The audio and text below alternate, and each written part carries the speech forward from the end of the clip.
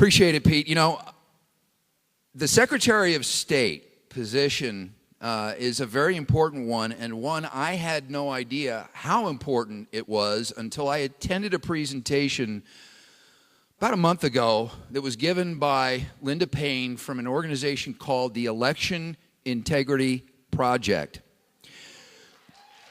Good. Some of you heard about it. They are a nonpartisan volunteer organization formed to research California's electoral system, also to train individuals to observe and document the election process and provide reports to those with the authority to restore fair and honest elections in California. Now, the idea that we did not have fair and honest elections in California kind of escaped me, because I kind of thought, this is California, right? There may be some fraud, there may be some problems, but it's not a big deal. A month and a half ago, I had my mind blown by what's actually happening in this state, and you are too. I wish you could hear the whole hour-long presentation. But next up is Linda Paine. She's a woman of faith with deep love for this country. She became alarmed with the destructive influences of the progressive movement. After observing the 2010 elections, she and 3 others founded the Election Integrity Project to bring the True the Vote. Now, you familiar with True the Vote? Catherine Engelbrecht, the one who got targeted, right? IRS, FBI, OSHA, ATF, the whole 9 yards, the one who's been testifying. Linda and her organization have dedicated thousands of hours to identifying the corruption in our election process and training people to become poll watchers. You can come on out now from your hiding place, Linda. She and 2 of her board members are here to share some of their latest findings and let you know how important it is that we get involved. Now, if you're looking for something to do and you don't have a whole lot of time, this is a perfect thing for you to do, to go to their 4-hour training and then go observe a poll. We need people to do that because, you know, when she shared what they did in the Andy Videk election and how instrumental this organization was in making sure that Andy Videk got elected, it'll blow you away. They actually ensured the integrity of the election process so that Andy got elected. Please welcome Linda Paine, and she will introduce her board members when it's their turn to speak. Linda? It's a real hero right here. Thank you so much. Thank you so much for having us here. I love looking out into the faces of all of you who I really see as heroes. All of you have stepped up in one form or another to restore the integrity of California's elections and return California to the representative republic government that we are supposed to be. Very quickly, I'd like to introduce 2 of my board members. They are amazing women who put countless hours, 40 to 70 a week sometimes. Sitting in the middle chair is Ellen Swensen. She is one of the founding board members. She is our chief analyst. Used to be our coordinator for Riverside County, and we've now moved her up and have her overseeing the whole project. Sitting next to Ellen is Ruth Weiss. She is our board member of education. She's also worked tirelessly in San Diego County, and the impact that she will share with you about citizens' involvement with the Registrar of Voters' Office and observation of the polls has completely changed that county. So I'm going to let Ruth tell you about that.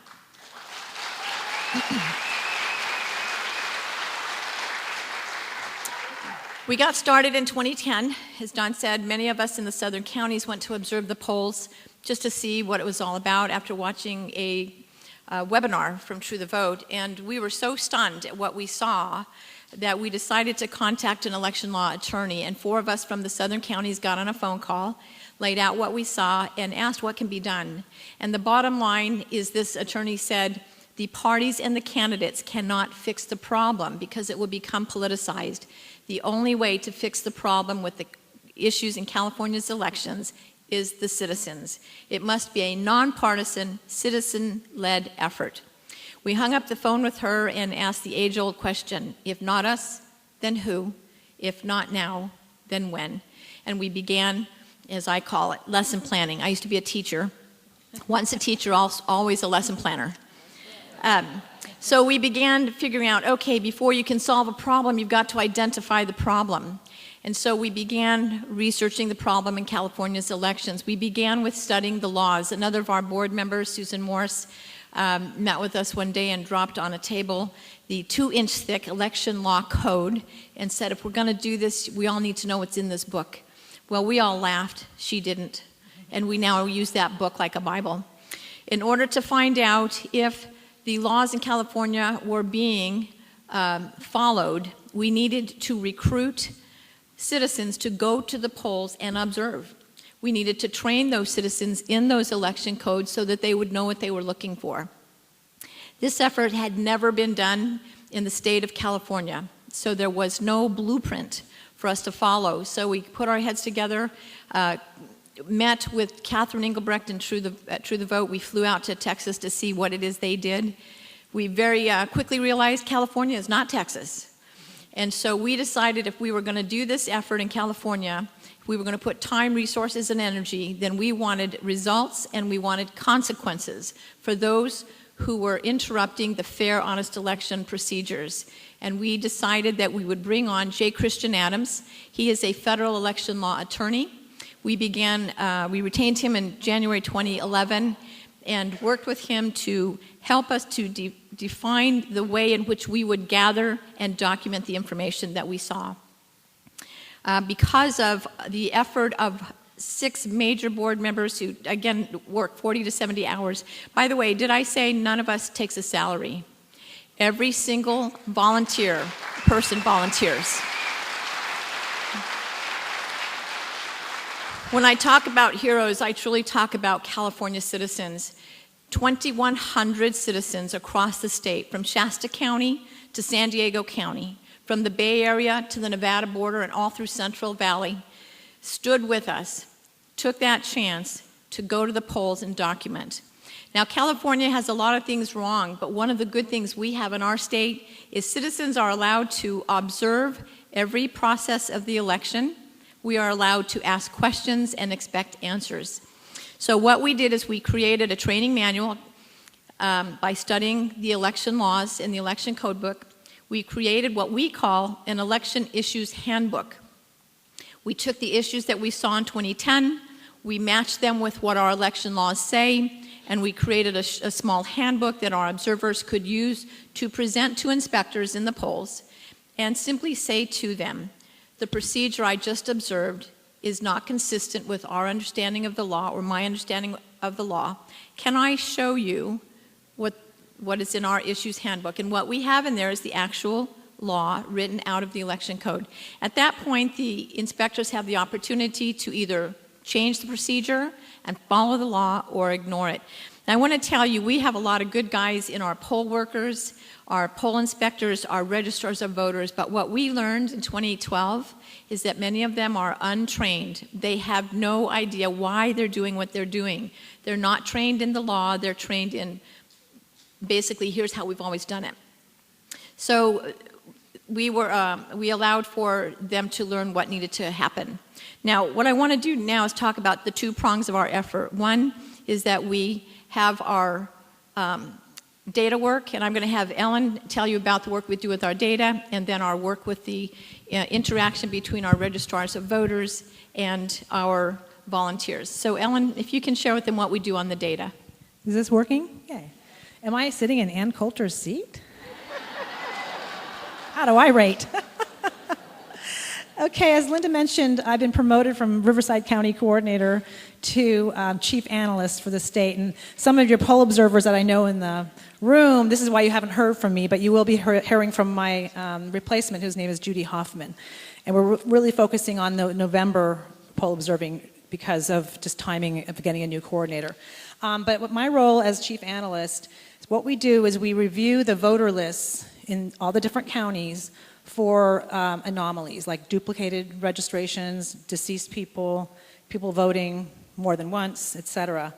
And we have a dedicated crew of programmers and analysts, and again, we're all volunteers, we don't take a salary. And our goal is to have very, very good matches and good evidence that we give to the registrars. If we're unsure, we leave it on the table. If we have a close match, we're not quite sure, we call it a possible deceased or a possible duplicate. If we're quite sure, we call it a likely deceased, likely duplicate. We don't want to send them on a wild goose chase at the registrar's office. We want to have the credibility that what we send them is truly an anomaly that needs to be cleaned up. And just for 2013, we did 9 counties, including Los Angeles County, which is the largest voting county in the entire country. And we turned in over 80,000 list irregularities to the registrars of voters. That included, yeah. And we turn them in, and we can't touch the voter list, obviously. We're the citizens. We're turning them to the registrars of voters and copying the Secretary of State, who never responds, by the way, the current Secretary of State. They investigate it, and then they have certain laws they have to follow to remove someone from the list or to inactivate them or whatever. So we're just giving them the list. That included over 50,000 people registered more than once, including people registered 5 times. I swear to God, I see it all the time. About 18,000 people, deceased people, still on the list. And what these people are ripe for the picking for if someone wants to impersonate a voter, because we don't have voter ID, as you know. Linda didn't mention this, but one of the laws that's not being followed is the check-in law to make sure that the person states their name, et cetera, when they check in. It's very easy to impersonate someone in this state. So when you have these messy lists with 80,000, in just 9 counties, 80,000 irregularities, it's easy to impersonate and do voter fraud. And in fact, we turned in over 3,000 suspected unlawful voters. And we're waiting to hear from the registrars whether they've turned them into law enforcement or not.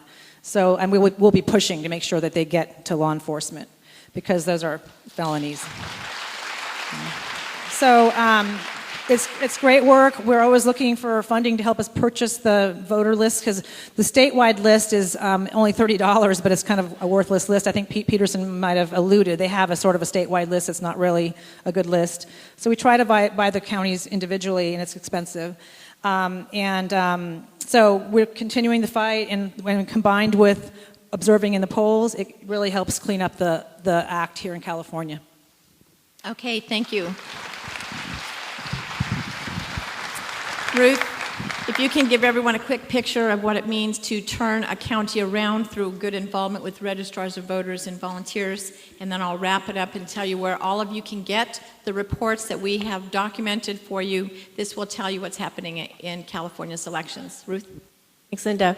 We came to people of the state before the 2012 election cycle and said, we have a theory. We believe, with our knowledge of just common sense and a little bit of our knowledge of human nature, that if we're observing the process, if we are there looking over the shoulders of the people who are running our electoral process, we had a feeling that they might do a better job. We had a feeling they might be more on their toes and they would be more likely to be doing things lawfully. We can now come to you in 2014 with absolute evidence that we were right, and that a lot of things have changed for the better in this state, county by county, because of what our observers have been able to give back to us that we then would have as leverage to work with our officials in the state. Our observers are, as Linda said, are not the strong men, that you don't have to be out there and be confrontational. That's not what we train you to do. We train you to lawfully intervene at the moment in which something is happening that shouldn't be happening. That's really different from other states where they just write up their observations at the end of the day and they put out a hearsay sort of report. No, our reports are under penalty of perjury, and our people know how to lawfully and gently step in at the moment the infraction is happening, so that voters and votes are protected the entire rest of the day as a result. Then we take the results of those things, and then people who are county coordinators are able to go to the elections officials in the county and say, this is what we're observing. The Secretary of State, who is responsible for making sure the elections are held lawfully, sent out 8 observers in 2012 out of the whole state. And as Linda said, we sent 2,100. And our reports were considerably different. So I'm going to use San Diego County as an example, since that's where I am from. And what we were able to do is to say, look, here is your poll worker training manual. In 2012, it was at least 50% of it was completely opposite of what the election code requires. It was absolutely training poll workers to do the unlawful thing. In so many cases of things that really protect the vote and protect the voter were being told to be done entirely against the election code. And that was backed up by some directives that came out from the Secretary of State saying, I don't care what the law says, do it this way. We were able to point out what was going on and saying, no, you can't train your people to do it this way. Train your people to do that because the election code says this. And in slowly working with the election officials, I think the person who was our registrar of voters in 2012 started to feel the heat. And as we continued to push on her, she decided to retire at the end of 2012. And I'd like to take some credit for that. Okay. So the new person with whom we've been working now has made significant changes, and I can tell you now that the new booklet that he is using to train our poll workers in San Diego County now is about 99% along the election code, and he is working with us significantly. As a result, most of you probably know what happened in our big mayoral fiasco down there in the last 6 months or 8 months. But I can tell you that, just as was referenced with the Andy Vidoc situation, the fact that we have been there to help make the changes that needed to be made allowed the voice of San Diego voters to be heard in that mayoral election, and we were able to elect someone that I think is going to do a great job in San Diego. And it would not have happened without the intervention of the last 2 years of EIP and all of our observers that gave us the leverage. So I want to thank you for that. All right, thank you so much for being a part. Please come out to the table, grab a report if you didn't have it, and please help contribute to the cause. We need to buy voter rolls, we need to pay for training. We are a citizen effort, and every bit of help, either with your action or with your donations, will be huge in helping us to ensure a fair, honest election. Thank you. Thank you. Awesome. Appreciate the work. Thank you, Anna.